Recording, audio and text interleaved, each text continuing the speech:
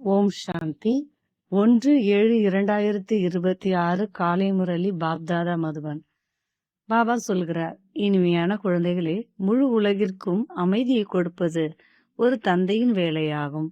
அதனால் சாந்தி தேவா என்று அழைக்கிறார்கள். அதனால் தந்தைக்கு பரிசும் கிடைக்க வேண்டும். கேள்வி: எந்த குழந்தை தந்தையை முழுமையாக பின்பற்ற முடியும்? பதில்: யார் தந்தைக்கு சமமாக தூய்மையாவாரோ அவரை முழுமையாக பின்பற்ற முடியும். யார் உண்மையான காதலியாக இருப்பாரோ அவரே காதலன் என்னை ஃபாலோ செய்ய முடியும். அப்படிப்பட்ட காதலிகளையே நான் உடன் அழைத்து செல்கிறேன்.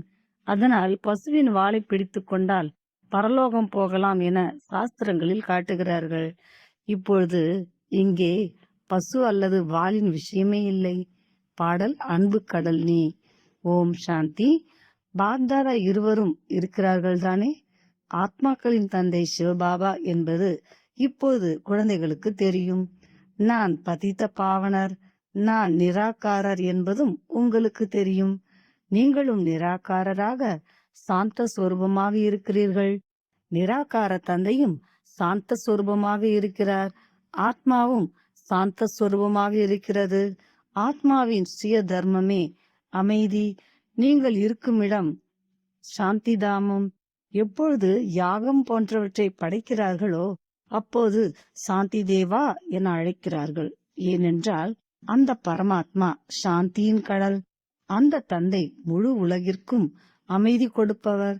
அப்படி பலருக்கு அமைதிக்காக பரிசு கிடைக்கிறது. எப்போது ஒருவருக்கு பரிசு கிடைக்குமோ அப்போது அவர் சாந்தியை ஸ்தாபனை செய்வதற்கு நிமித்தமாக இருக்கிறார் என்று சொல்வார்கள். இதில் மிக பெரியவர்களின் பெயர்களை சொல்கிறார்கள். இப்பொழுது முழு உலகிற்கும் அமைதி தேவை. இல்லை என்றால் அசாந்தியில் இருப்பவர்கள் பிறரையும் அசாந்தியாக்குவார்கள். இதுவோ ராவண ராஜ்யம். ராவணன் எதிரி. ராமரை எதிரி என்று சொல்வதில்லை. ராமரின் கொடும்பாவியை ஒருபோதும் எரிப்பதில்லை. திரேதாயுக ராமரையும் எரிப்பதில்லை. பரம்பிதா பரமாத்மாவையும் எரிப்பதில்லை. ராம ராஜ்யத்தை அனைவரும் விரும்புகிறார்கள். என்றாலும் ராமராஜ்யம் என்று எதற்கு சொல்லப்படுகிறது என்பது யாருக்கும் தெரியாது. புது உலகம் வர வேண்டும், புது டெல்லியில் ராமராஜ்யம் வர வேண்டும் என்று மட்டும் சொல்கிறார்கள். புது டெல்லி என்று சொல்கிறார்கள். அதிக பெயர்களை வைக்கிறார்கள். டெல்லி அனைவருக்கும் தலைநகரமாக இருக்கிறது. டெல்லியே பரிஸ்தானாக இருந்தது. ராதா கிருஷ்ணரையும் அங்கேயே காட்டுகிறார்கள். இவர்கள் இருவரும் முக்கிய இளவரசர் இளவரசி. இருவர் மட்டும் இருக்க மாட்டார்கள், நிச்சயம் இன்னும் இருந்திருப்பார்கள். 8 ராஜ்யம் என்று பாடப்படுகிறது. புத்தியை வேலை வாங்க வேண்டும். சத்தியகத்தில் நிச்சயம் மற்ற ராஜ்யங்களும் இருந்திருக்கும். இங்கும் பாருங்கள், எத்தனை ராஜ்யங்கள் இருக்கின்றன. வளர்ச்சியாகிக் கொண்டே அதிகமாகிக் கொண்டே இருக்கின்றன. இன்னின்ன ஊரின் மகாராஜா என சிறிய சிறிய ஊர்களும் அதிகம் இருக்கின்றன. சத்தியகத்தில் அவ்வளவு இருக்கவில்லை. அங்கே லக்ஷ்மி நாராயணனின் பெயர் பிரபலமாக இருக்கும். 2500 ஆண்டுகள் அவர்களின் ராஜ்யம் நடந்தது. லட்ச வருடங்கள் ஆகின்றன என்று மனிதர்கள் சொல்கிறார்கள். இது சிந்திக்கும் விஷயம். இது ஆத்மாவிற்கு உணவு. உங்கள் புத்திக்கும் ஆத்மாவிற்கும் தந்தை இந்த ஆன்மீக உணவை வழங்குகிறார். இப்பொழுது உங்கள் புத்தி என்ற பூட்டு திறந்திருக்கிறது. எங்களுக்கு படைப்பவர் மற்றும் படைப்பை பற்றி தெரியாது என்று ரிஷி முனி போன்றோர் சொன்னார்கள். இப்போது குழந்தைகள், நீங்கள் அப்படி சொல்வதில்லை. உங்களுக்கு படைப்பவர் மற்றும் படைப்பின் முதல் இடை கடைசியை தெரியும். நீங்கள் உங்கள் 84 பிறவி சக்கரத்தை அறிந்திருக்கிறீர்கள். ஆரம்பத்தில் நீங்கள் தேவி தேவர்களாக இருந்தீர்கள். பிறகு இடையில் ராவணனின் பிரவேசம் ஏற்பட்ட காரணத்தால் விகாரியானீர்கள். இப்போது இது கடைசி நேரம். இப்பொழுது பழைய உலகம் அழியும் என்பது உங்களுக்கு தெரியும். பிறகு ஆரம்பமாகும். ஆரம்பத்தில் ராமராஜ்யம் இருக்கும். இடையில் ராவண ராஜ்யம் ஆரம்பமாகிறது. இப்பொழுது ராவண ராஜ்யம் முடிந்து பிறகு ராமராஜ்யம் ஆரம்பமாகும். நரனிலிருந்து நாராயணர் ஆக வேண்டும். இது சத்திய நாராயண கதை. அனைத்து சாஸ்திரங்களின் சிரோன்மணி ஸ்ரீமத் கீதை என்பது உங்களுக்கு தெரியும். உயர்ந்தவர் ஆவதற்கு ஸ்ரீமத் கிடைக்கிறது. உயர்ந்தவர்களை ஸ்ரீ என்று சொல்கிறார்கள். ஒரு கீதை சாஸ்திரம் இருக்கிறது. அதை தேவி தேவர் தர்மத்தின் சாஸ்திரம் என்று சொல்வது குழந்தைகளுக்கு தெரியும். அதன் மூலம் சங்கம் யுகத்தில் தேவ தர்மத்தின் ஸ்தாபனை ஏற்படுகிறது. சத்தியுகத்தில் தூய்மையாக மாற்றுவதற்கு அங்கு யாரும் தூய்மை இழப்பதில்லை. கீதையை பத்தித்த பாவனை என்று சொல்ல முடியாது என்பதை இப்போது தந்தை உங்களுக்கு புரிய வைக்கிறார். கீதை மூலமாக பாவனமாக முடியாது. கீதையின் பகவானை பத்தித்த பாவனர் என்று சொல்கிறார்கள். இதை நன்றாக நினைவில் வையுங்கள். கீதைதான் ஆதி சனாதன தேவி தேவர் தர்மத்தின் சாஸ்திரம். கீதையின் காலத்தில்தான் மிகப்பெரிய மகாபாரத சண்டை நடந்தது. அதனால் நிறைய தர்மங்கள் அழிந்தன. ஒரு தர்மத்தின் ஸ்தாபனை ஏற்பட்டது. கீதையைத்தான் தேவி தேவர் தர்மத்தின் சாஸ்திரம் என்று சொல்கிறார்கள். பிராமணர்களின் சாஸ்திரம் என்று சொல்வதில்லை. பிராமணர்களின் பெயரே கீதையில் இல்லை. பரம்பிதா பரமாத்மாவே வந்து பிரம்மா மூலமாக இந்த அனைத்து வேத சாஸ்திரங்களின் சாரத்தை சொல்கிறார். சத்தியுகத்தில் பிராமணர் இருப்பதில்லை என்பதை இப்பொழுது நீங்கள் புரிந்து கொள்கிறீர்கள். அங்கே இருப்பவர்கள் லட்சுமி நாராயணர், தேவர்கள். பிரம்மாவிற்கு பிறகு விஷ்ணு. பிரம்மா மூலமாக விஷ்ணுபுரி ஸ்தாபிக்கப்பட்டது என்று சித்திரங்களில் காட்டப்படுகிறது. பிரம்மாவும் விஷ்ணுவும் ஒன்றாக இருக்க மாட்டார்கள். பிரம்மா மூலமாக தேவி தேவர் தர்மத்தின் ஸ்தாபனை ஏற்படும். இது விளக்கமாக புரிந்து கொள்ளும் விஷயம். இப்பொழுது குழந்தைகள், நீங்கள் சிவபாபாவிடமிருந்து சொர்க்கத்தின் ஆஸ்தியை பெறுகிறீர்கள். உரிமையாளர்களாக இருக்கிறீர்கள். முக்கிய தர்ம சாஸ்திரம் 4. ஸ்ரீமத் பகவத்கீதை நம்பர் 1 சாஸ்திரம் ஆகும். அதனால் நம்பர் 1 தர்மத்தின் ஸ்தாபனை ஏற்படுகிறது. பிறகு இஸ்லாமும் பௌத்தமும் வருகின்றன. ஒரு கீதையில் மட்டுமே ஸ்ரீமத் பகவத்கீதை என்று எழுதப்பட்டிருக்கிறது. மற்ற எந்த சாஸ்திரங்களிலும் ஸ்ரீமத் இல்லை. ஸ்ரீமத் இஸ்லாம் சாஸ்திரம், ஸ்ரீமத் பௌத்த சாஸ்திரம் என்று பாடப்படவில்லை. ஸ்ரீமத் பகவத்கீதையாக ஒன்றே இருக்கிறது. அதன் மூலம் எந்த தர்மம் ஸ்தாபிக்கப்பட்டது? ஆதி சனாதன தேவி தேவர் தர்மம் ஸ்தாபிக்கப்பட்டது. அது கடைசியில் ஸ்தாபிக்கப்பட்டது. இவை புரிந்து கொள்ளும் விஷயங்களாகும். இப்பொழுது பாபா நமக்கு டீச்சரின் உருவத்தில் பாடம் கற்பிக்கிறார். இது புத்தியில் இருக்க வேண்டும். தந்தை நமது தந்தையாக இருக்கிறார், ஆசிரியராகவும் இருக்கிறார். தந்தை படிப்பால் அனைவருக்கும் சத்கதி கொடுக்கிறார். அதனால் சத்குருவாகவும் இருக்கிறார். தந்தையை எல்லோரும் நினைவு செய்கிறார்கள். இப்பொழுது கீதையில் ஸ்ரீ கிருஷ்ணரின் பெயரை போட்டுவிட்டார்கள். அவர் ஞானக்கடல் இல்லை. அவரை ஞானக்கடல் தந்தை அப்படி மாற்றினார். அதனால் அவர் டீச்சராகவும் இருக்கிறார். இங்கே நீங்கள் புதிய விஷயங்களை கேட்கிறீர்கள். சாஸ்திரங்கள் போன்றவற்றை அதிகமாக படித்து கேட்டு வருகிறீர்கள். இப்பொழுது நீங்கள் தந்தையிடமிருந்து டைரக்ஷனை கேட்கிறீர்கள். முன்னால் எல்லோரும் தேகதாரி மனிதரிடமிருந்து கேட்டார்கள். ஆத்மாக்கள் நாம் உண்மையில் அசரீரியாக இருந்தோம். பின்னால் இந்த உடலை தாரணை செய்தோம் என்பதை இப்பொழுது நீங்கள் புரிந்து கொள்கிறீர்கள். தந்தையும் அசரீரி. அவருக்கு சிவலிங்கத்தை உருவாக்குகிறார்கள். ஆத்மா சரீரத்தின் மூலமாக அவரை பூஜிக்கிறது. ஏ பரமபிதா பரமாத்மா, வந்து தூய்மையற்ற எங்களை தூய்மையாக மாற்றுங்கள் என்று அழைக்கிறார்கள். லிங்கத்திற்கு பூஜை செய்கிறார்கள். என்றாலும் இவர் பத்தித்த பாவன தந்தை, இவரையே அழைக்கிறோம் என்பதை புரிந்து கொள்வதில்லை. சிவன் பகவான் ஈசன் சும்மா அப்படியே நினைவு செய்கிறார்கள்.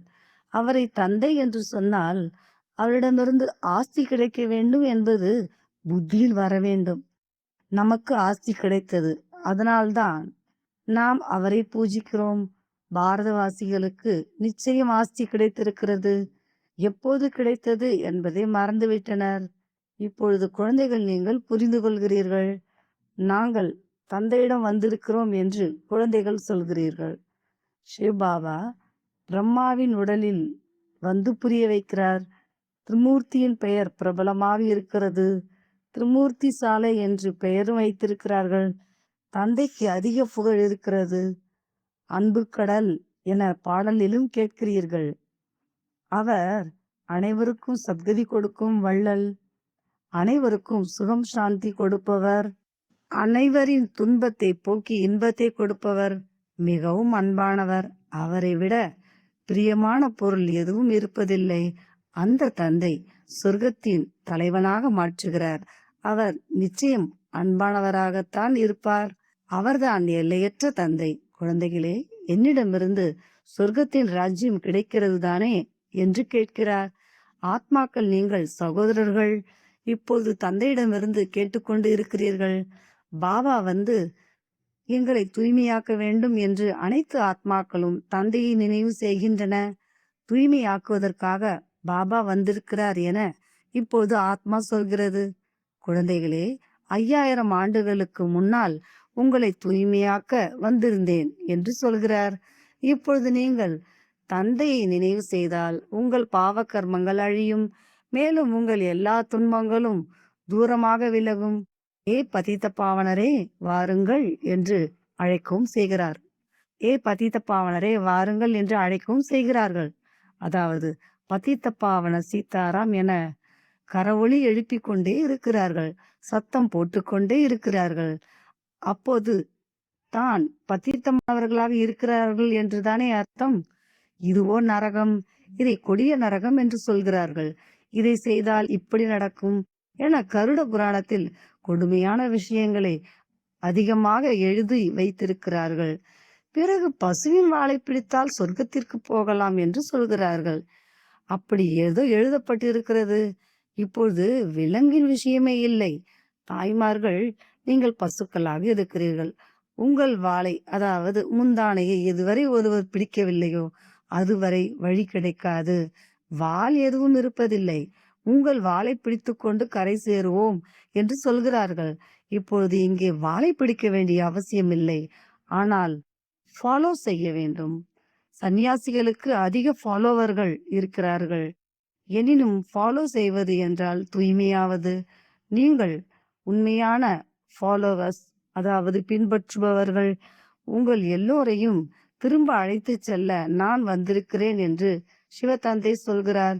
நீங்கள் என்னை நினைவு செய்தால் உங்கள் பாவங்கள் சாம்பலாகும். தூய்மையாகாமல் ஃபாலோ செய்ய முடியாது. சிவபாபாவை முழுமையாக ஃபாலோ செய்ய வேண்டும்.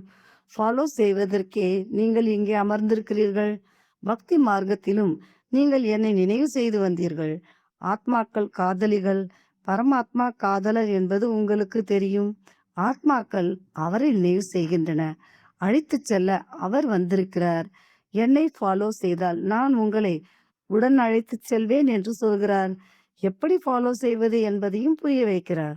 நான் பாவனமாக இருக்கிறேன், நீங்கள் பதிதமாக இருக்கிறீர்கள். அதனால் நிச்சயம் பாவனமாக மாற வேண்டும். நிச்சயம் ஃபாலோ செய்ய வேண்டும். விகாரிகள் ஃபாலோ செய்ய முடியாது.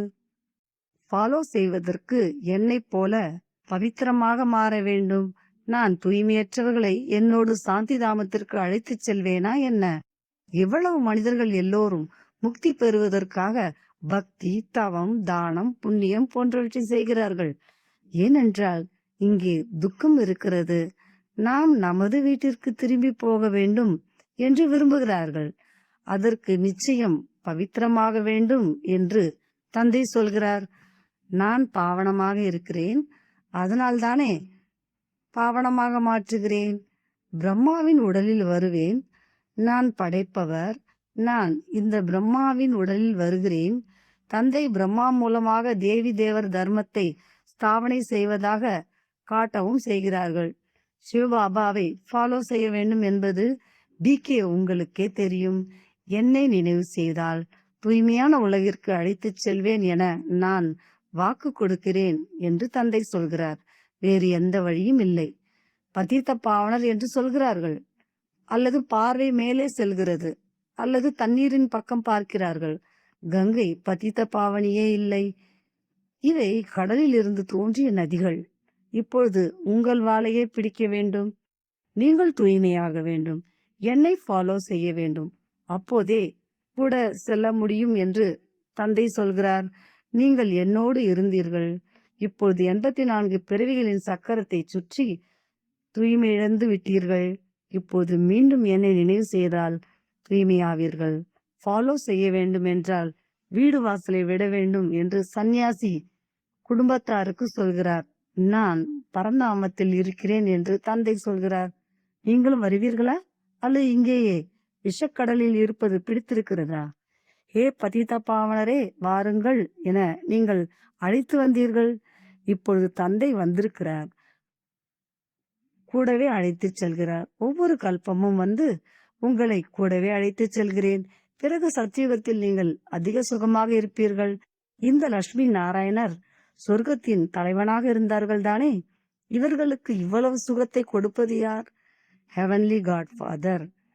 நீங்கள் எனது ஜெயந்தியை கொண்டாடுகிறீர்கள் என்பதை தந்தை நினைவூட்டுகிறார். பரமபிதா பரமாத்மாவின் ஜெயந்தியை எல்லா பாரதவாசிகளும் கொண்டாடுகிறார்கள். இது எனது ஜென்மபூமி. என்னை கிறிஸ்தவர்கள் ஏற்க மாட்டார்கள், அவர்கள் கிறிஸ்துவை ஏற்பார்கள். பாரதவாசிகள் சிவ ஜெயந்தியை கொண்டாடுகிறார்கள். இது அனைவரின் பதித்த பாவன தந்தையின் ஜென்மபூமியாகும். தந்தை அனைவருக்கும் சுகத்தை கொடுப்பவர், அனைவரையும் விடுவிப்பவர். அதனால் பாரதம் எவ்வளவு உயர்ந்தது. நாடகப்படி எப்பொழுது தனது குழந்தைகள் அதிக துக்கம் அடைவார்களோ அப்பொழுது அவர்களுக்கு ஆஸ்தி கொடுப்பதற்கு தான் வருவது தந்தைக்கு தெரியும். தந்தை ஞானக்கடல், சுகக்கடல். குழந்தைகளுக்கு ஆஸ்தி கொடுக்கிறார். என்னை ஃபாலோ செய்யுங்கள் என்று சொல்கிறார். ஆத்மாக்கள் நாம் விகாரிகளாக இருப்பதால் சரீரமும் விகாரிகளாகவே இருப்பது தெரியும். சத்யுகத்தில் ஆத்மா தூய்மையாக இருப்பதால் உடலும் தூய்மையாக கிடைக்கும். குழந்தைகளே, தூய்மையாகுங்கள் என்று இப்பொழுது தந்தை சொல்கிறார். நினைவால்தான் தமோ பிரதானத்திலிருந்து சத்தோ பிரதானமாக ஆவீர்கள். நல்லது. இனிமேலும் இனிமையான காணாமல் போய் கண்டெடுக்கப்பட்ட செல்ல குழந்தைகளுக்கு தாய் தந்தை பாப் தாதாவின் அன்பு நினைவுகள் மற்றும் காலை வணக்கம். ஆன்மீக குழந்தைகளுக்கு ஆன்மீக தந்தையின் நமஸ்காரம். தாரணைக்கான முக்கிய சாரம். தந்தையிடமிருந்து ஆஸ்தி பெறுவதற்கு ஆத்மாக்கள் நாம் சகோதரர்கள் என்பதை உறுதி செய்ய வேண்டும். மிகவும் அன்போடு இருக்க வேண்டும். தந்தை எப்படி மிக மிக அன்பாக இருக்கிறாரோ அப்படி அன்பானவராக வேண்டும். இரண்டாவது, தந்தைக்கு சமமாக பாவனமாகி தந்தையை முழுமையாக பின்பற்ற வேண்டும். தந்தையோடு வீட்டிற்கு திரும்பி செல்வதற்கு நிச்சயம் தூய்மையாக வேண்டும். வரதானம். பலவீன ஆத்மாக்களிடம் சக்திகளை நிறைக்கும் ஞான வள்ளல், வரமளிக்கும் வள்ளல் ஆகுக. தற்சமயம் பலவீன ஆத்மாக்களிடம் அவ்வளவு சக்தி இல்லை, அதனால் தாண்ட முடியவில்லை. அவர்களுக்கு அதிக ஆற்றல் தேவை. அதனால் விசேஷ ஆத்மாக்கள் நீங்கள் தம்மிடம் விசேஷமாக சக்தியை நிறைத்து அவர்களை ஐஜம் செய்ய வையுங்கள். அதற்காக ஞான வள்ளலோடு கூடவே சக்திகளின் வரமளிக்கும் வள்ளலாகுங்கள். படைப்பவரின் பிரபாவம் படைப்பில் ஏற்படுகிறது. அதனால் வரதானியாகி உங்கள் படைப்பிற்கு அனைத்து சக்திகளின் வரதானம் கொடுங்கள். இப்போது இந்த சேவை அவசியம். ஸ்லோகன். சாட்சியாக இருந்து ஒவ்வொரு விளையாட்டையும் பாருங்கள். அப்பொழுது பாதுகாப்பாகவும் இருப்பீர்கள், ஆனந்தமும் வரும். அவ்யக்த செய்கை. ஜுவாலா ஸ்வரூப ஸ்திதியில் இருந்து சக்திசாலி நினைவை அனுபவம் செய்யுங்கள்.